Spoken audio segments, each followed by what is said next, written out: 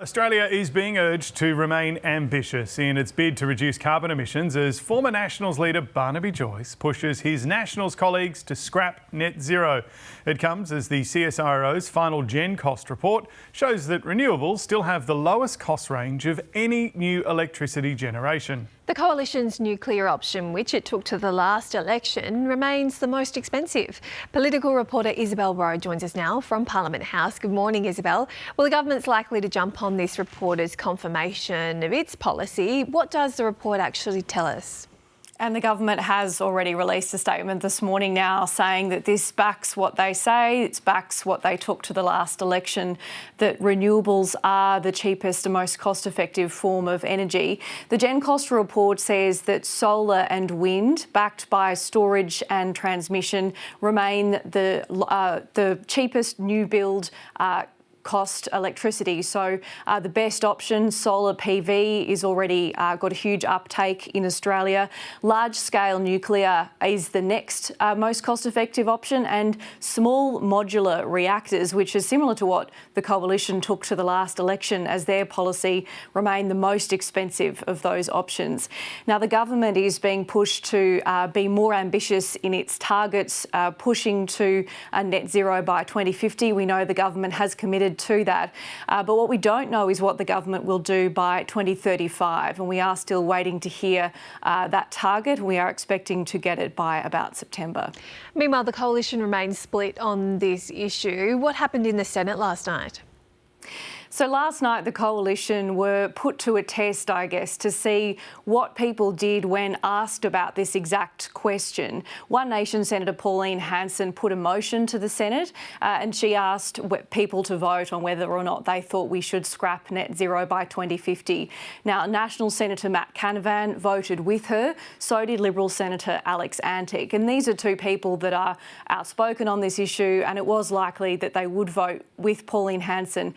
But there were other Coalition senators who were calling on their colleagues not to do that, to wait until the party had its internal policy review and decided its official position on net zero by 2050. And as we know, the Coalition is still going through those motions, and it's not quite clear when they will come up with a decision on that. Isabel, thanks very much. To Sydney now, where locals are going to have to pay a premium for one of the best spots to watch this New Year's Eve fireworks after a North Sydney Council meeting last night. Our reporter Max Tillman is at Blues Point, and goodness Max, the sun's come up, it's looking beautiful. Tell us, what has the local council decided?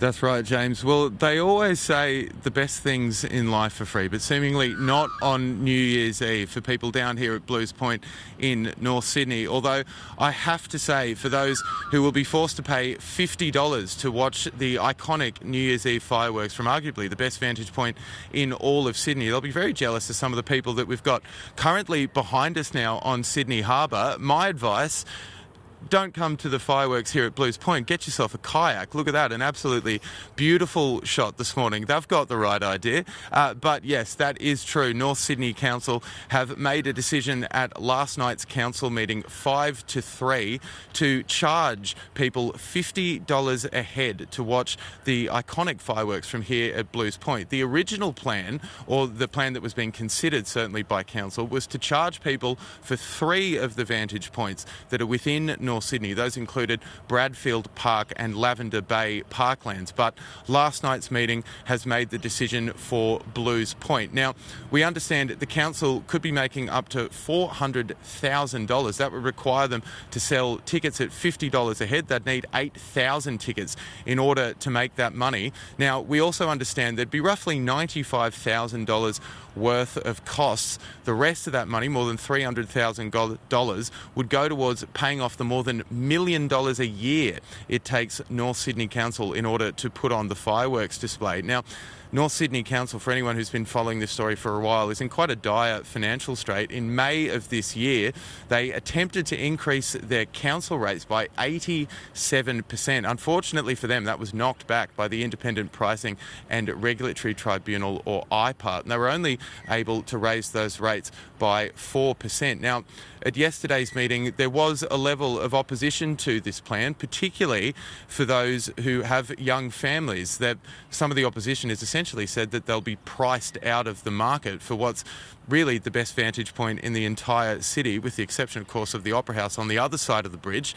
But Zoe Baker, who is the Mayor of North Sydney Council, she said that the council is in a really dire financial strait, and these sort of measures are ultimately needed in order to cut costs. 9 of the 50 vantage points across Sydney are currently ticketed. But I was going to ask you, James, I know that you're a man who likes to carry cash around. Let me see what I've got here. You don't happen to have $15 on you, do you? Oh, look, I'd be happy to shout to you, just given all the efforts that you put in, getting up early, and what a vantage point. Max Tillman there in Sydney, thank you very much for that. Well, despite posting billions of dollars in profit, the Commonwealth Bank is holding out against paying $270 million in refunds to low-income earners incorrectly charged excessive bank fees. Other banks have agreed to refund $60 million in fees charged to people on low-income government benefits after an investigation by the corporate watchdog. Essie Deeves has the story. Nigger woman Susan Potts is among thousands of Australians refunded money after being wrongfully charged 10 years of bank fees. The Broome resident had a high fee account instead of a low fee account for people on government assistance. We've been taken advantage of for the last 10 to whatever years, and there's something that's going to be done about it. The corporate watchdog ASIC last year recommended $33 million be repaid to Indigenous customers by the Commonwealth, ANZ, Westpac and Bendigo banks. Now it's revealed other low-income customers could see a further $60 million. ANZ, Westpac, Bendigo and several smaller banks have agreed to pay, but the Commonwealth Bank, including Bank West, is holding back $270 million despite recording multi-billion-dollar profits. We are going to monitor the action that all banks, including CBA, take in response to this report, and if we see continued problems, we may take further action. ASIC says about 1 million customers have already been moved to low-fee accounts. While some refunds will be paid automatically, people should contact their bank to find out if they're eligible. But that's easier said than done for people in remote locations. Barnaby woman Bernadette Angus doesn't know if she'll see a cent. It'll make a lot of difference because that's the things that we're looking for and hoping to help us out. Our clients don't have street delivery of mail, they don't have a home computer, they don't have a desk and a chair, they don't have a home internet connection, and they have no way of storing documents. And the banks need to wake up. The ABC asked the Commonwealth Bank about the $270 million in fees the bank charged between 2019 and 2024. In a statement, the bank said the fees were charged in accordance with terms and conditions, but it would consider goodwill adjustments where appropriate. Essie Deeves, ABC News, Broome. Let's get you some more news now. And a childcare worker in far north Queensland has been charged with torture following the alleged assault of a 1-year-old in her care. The 46-year-old appeared in court last week accused of multiple assaults. The alleged abuse reportedly occurred over several days in August and September last year.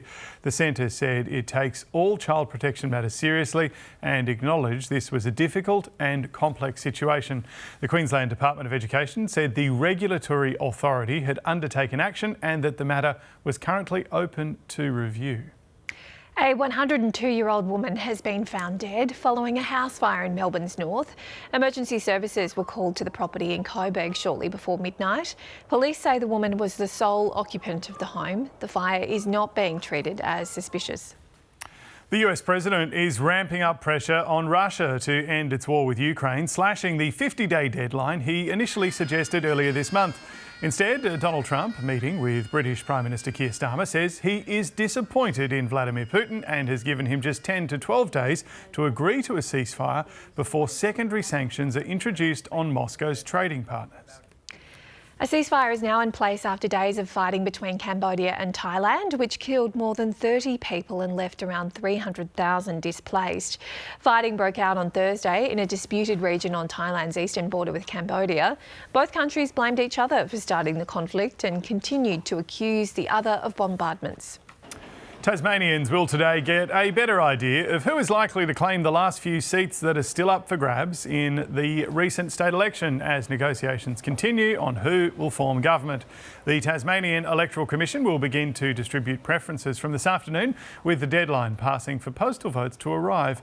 The Liberals are on track for 14 seats out of 35, while Labor has 10. People who fully recovered from different cancers will be able to donate blood and plasma sooner under new rules announced today. The Australian Red Cross's Lifeblood says those who've had cancer will no longer have to wait 5 years to donate and can instead roll up their sleeves 12 months after their treatment.